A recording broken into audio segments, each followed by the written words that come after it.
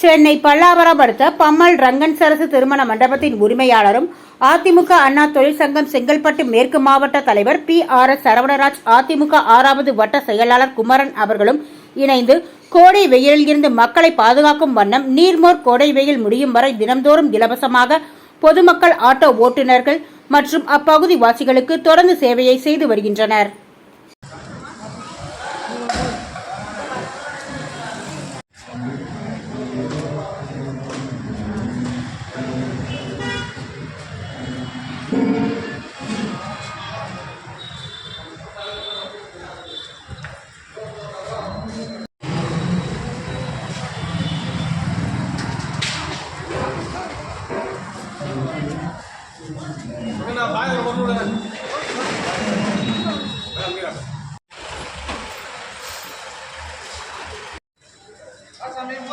அதே கிளாஸ் வாங்கிட்டு இருக்கலாம்.